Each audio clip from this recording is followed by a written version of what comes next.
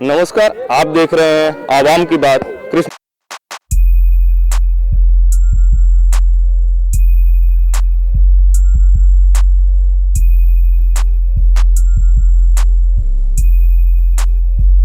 वाला राज्य उत्तर प्रदेश।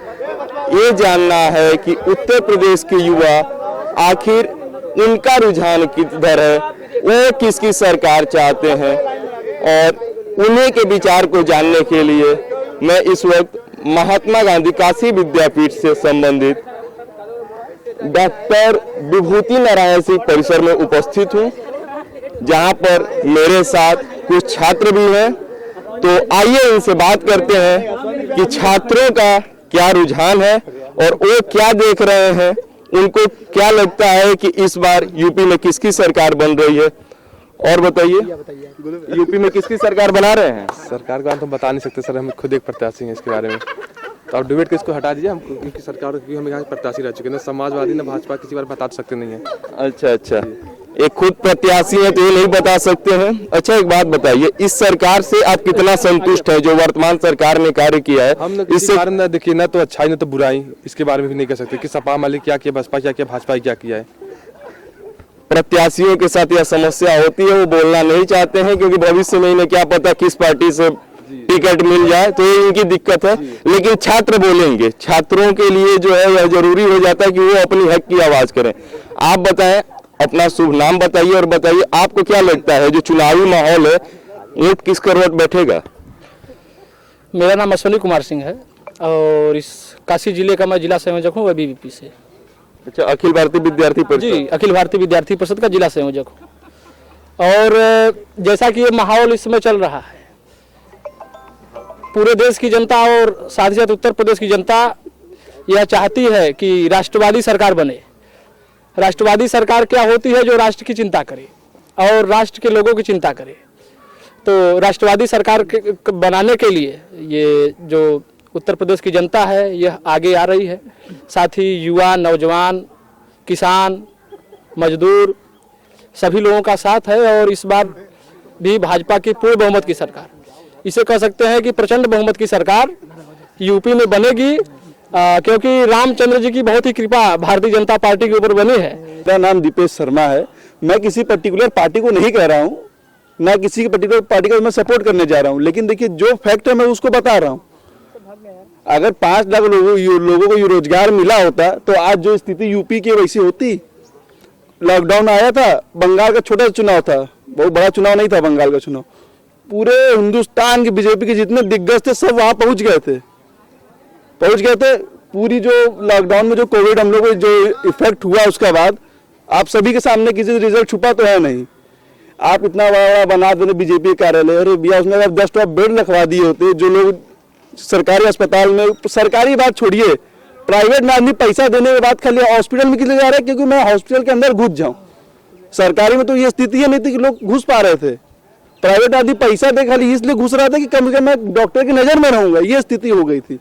अच्छा, इस सरकार को आप शिक्षा के स्तर पर कितना देखते हैं कि ये सरकार जो है शिक्षा के स्तर पर किस कदर कार्य कर रही है? देखिए, शिक्षा के स्तर पर तो इस सरकार ने देखिए किया है। अब कोई जब जैसे डिसीजन, अब जैसे नई शिक्षा नीति आई है तो एक बार में सारा डिसीजन सही तो नहीं होगा, धीरे धीरे डिसीजन सही हो जाएगा। लेकिन मेन फोकस देखिए जो है वो है, देखिए अब जैसे युवा हम लोग हैं, मेन देखिए अब जैसे जब पिताजी लोग थे उन लोगों को क्या है, हमारे क्या किसी के भी हो गया। अब हम लोग को करना है ना कि नहीं करना? अब हम लोग करना, रोजगार ये नहीं करेंगे कहाँ से करेंगे? 5 लाख लोगों को रोजगार मिला है, कहाँ मिला है? आपके सामने, आप भी यूपी में भैया, आप कह रहे हैं कि 5 लाख को रोजगार मिला है, लेकिन आप यहीं के साथी बोल रहे हैं कि रोजगार नहीं मिला है। आप चूंकि अखिल भारतीय विद्यार्थी परिषद से हैं, जो कि वो छात्र संगठन ही भाजपा से जुड़ा हुआ है, तो कहीं ना कहीं आप जो है विचारधारा आपकी उनसे प्रभावित होगी। तो आप उनको जवाब दीजिए। वो निष्पक्ष होकर के बोल रहे हैं कि मैं किसी पार्टी का समर्थन नहीं करता हूं, परंतु यदि आप दावा कर रहे हैं कि रोजगार मिला है तो वो रोजगार है कहाँ? आखिर वो धरातल पर क्यों नहीं दिख रहा है? लोग, युवा जो है वो बेरोजगार क्यों घूम रहे हैं? 5 लाख एक संख्या होती है ना। देखिए, रोजगार मिला है ये किसी से छुपा नहीं है। पिछली जो सरकार थी रोजगार तो देती नहीं थी, लेकिन बेरोजगारी भत्ता देती थी। रोजगार देने की शक्ति उसके पास नहीं थी। और इस सरकार पर ऐसा आरोप लग रहा है कि बेरोजगारी भत्ता भी नहीं दे रही है, रोजगार भी नहीं दे रही है और रोजगार मांगने पर डंडे मार रही है। तो आप इस पर क्या कहेंगे? नहीं, डंडे अगर पुलिस प्रशासन के लोग मार रहे हैं तो उनके ऊपर भी कड़ी कार्रवाई हो रही है। और आप कहीं से भी ये डाटा निकाल लीजिए, 5 लाख से प्लस में रोजगार मिला है। खैर अलग अलग डिपार्टमेंट में अलग अलग विभागों में मिला है, इसलिए शायद ये समझने में देर हो रही होगी या समझ में नहीं आ रहा होगा कि क्या कहते हैं कि ये रोजगार मतलब एक जगह नहीं दिखाई दे रहा है।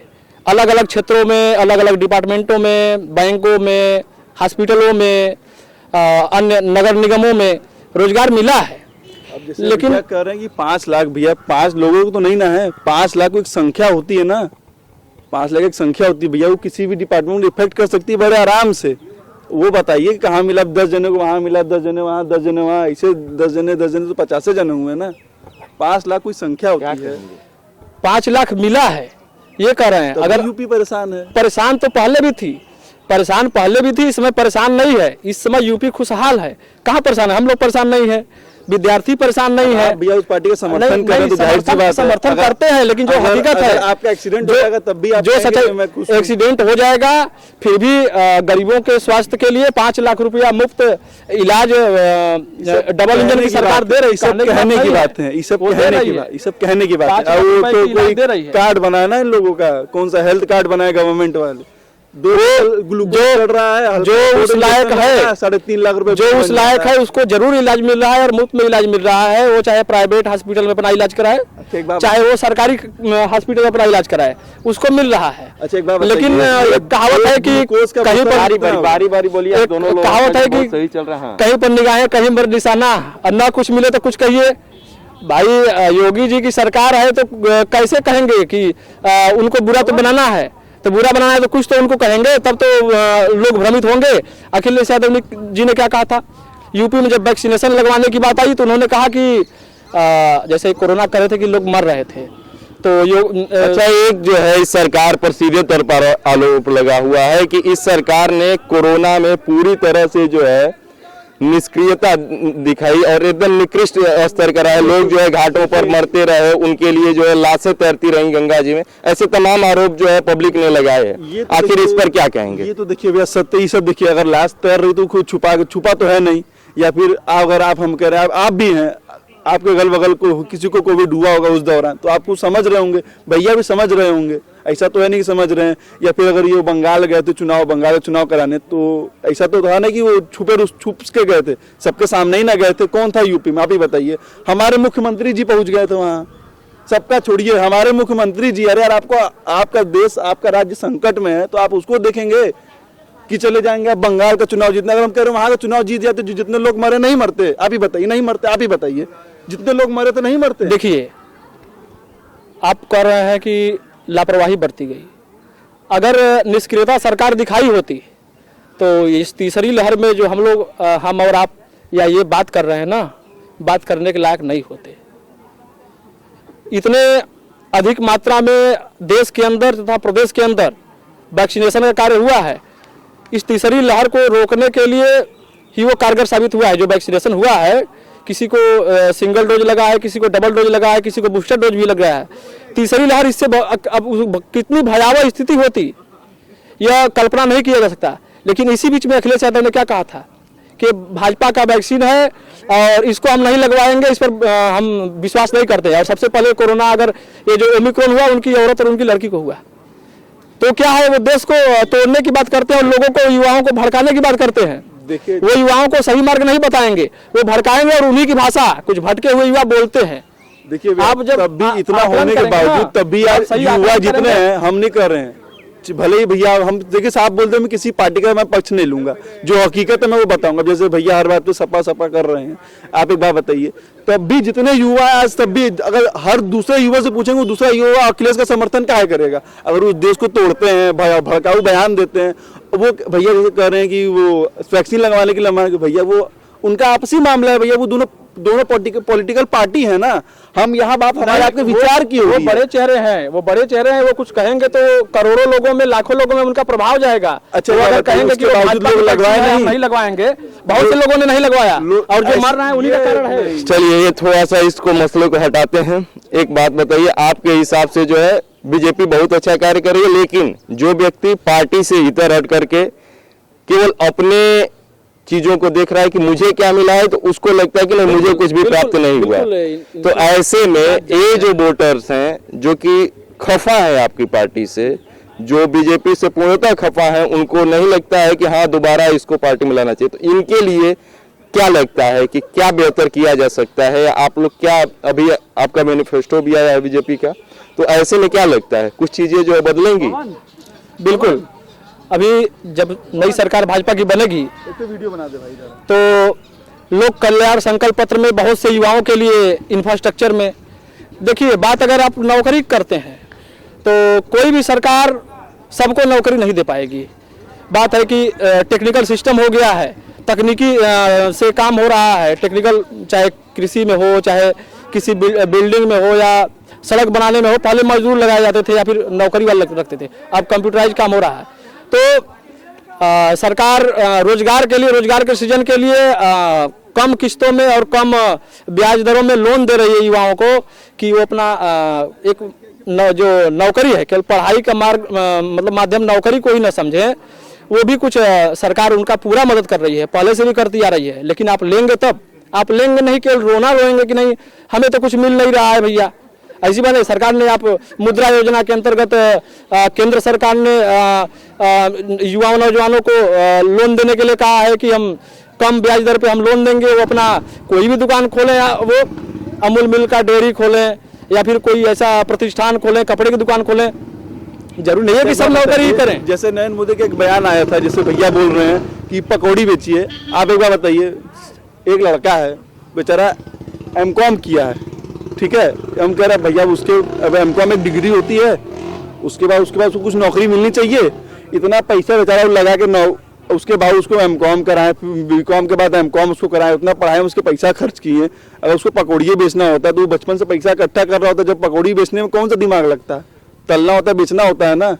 देखिए अब चल के पकौड़ी बेचे, इतना पैसा उसके पिताजी लगा। आखिर शिक्षित व्यक्ति पकौड़ी बेचे, इसमें क्या लगता है? देखिए कुछ छात्र जो है पीछे से वोटिंग कर रहे हैं जय श्री राम की भी, तो ये बताइए कि क्या लगता है कि जय श्री राम जो है रोजगार आवश्यक है या जय श्री राम आवश्यक है? आपके नजरिए से क्या लगता है युवाओं के लिए वर्तमान समय में क्या जरूरी है? रोजगार भी आवश्यक है और जय श्री राम भी आवश्यक है, क्योंकि श्री रामचंद्र हमारे आस्था के प्रतीक हैं।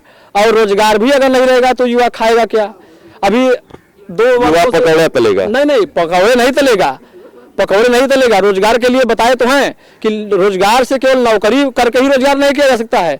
सरकार ने तमाम स्कीम लाई है। प्राइवेटाइजेशन पर क्या कहना चाहेंगे? सरकार पर जो है भी आरोप लग रहे हैं कि सब कुछ प्राइवेटाइजेशन हो रहा है, निजीकरण किया जा रहा है, इस संदर्भ में आपके क्या कहने हैं? निजीकरण अगर हो रहा है तो उसमें हमारा या फिर आम जनता का कोई लॉस नहीं हो रहा है। क्यों आम जनता को ये कहा जाता है कि उसकी सिक्योरिटी जो होती है कि हाँ सरकारी संस्थान है तो वहाँ सिक्योरिटी रहेगी, वो जो है आपका कम हो जाएगा, लैप्स हो जाएगा? ऐसी कोई बात नहीं है। देखिए निजीकरण अगर हो रहा है, सरकारी में अगर किसी व्यक्ति को 70,000 रुपये सैलरी मिल रहा है, अगर वो प्राइवेट हो जाएगा तो जो एक व्यक्ति को रखा है वो 70,000 रुपए में 3 व्यक्ति को रखेगा। लेकिन उसमें ये भी होगा कि वो 3 लोगों को हटाएगा, लेकिन ये भी तो रहेगा कि मनचाहा जब भी निजीकरण व्यक्ति रहेगा तो चाहे तो उसको निकाल भी सकता है, जबकि सरकारी जो भी संस्थान है उसमें सुविधा नहीं है। तो आपको हमेशा जो है आपको असुरक्षित महसूस करेंगे अपने आप को उस जॉब के साथ। तो ऐसे में क्या निजीकरण कहाँ से आपको जो है लाभप्रद लग रहा है? गवर्नमेंट ऐसी कोई बात नहीं है, हटाएगा क्यों? पहले से ही जब ज्वाइन करेगा वो, तो जिस तरह से सरकारी नौकरियों में आपकी नजर में निजीकरण जो है फायदेमंद है? फायदेमंद हमारे नजर में नहीं है, पूरे जनता की नजर में है और वो फायदेमंद है। आपको क्या लगता है निजीकरण फायदेमंद है? जैसे देखिए भैया बोले हैं कि फायदेमंद। हाँ नहीं, में आप जवाब दीजिए, फायदेमंद है? नहीं, सीधे देख सकते हैं आपकी अलग अलग तरीके हैं, अलग अलग लोगों की सोच है। आप जिस पार्टी के समर्थन में हैं उस हिसाब से आपको दिखाई देता है। जैसा कि इन्होंने कहा कि निजीकरण फायदेमंद है, जबकि आम नागरिक को लग रहा है कि निजीकरण कहीं से भी सही नहीं है। ऐसे में अब चुनाव के दौरान जनता क्या अपना निर्णय सुनाएगी, किधर जो है अपना वोट करेगी, यह देखने योग्य होगा। और इंतजार कीजिए 10 तारीख के परिणाम का। फिर देखते रहिए आप आवाम की बात कृष्णकांत त्रिपाठी के साथ। बहुत बहुत धन्यवाद।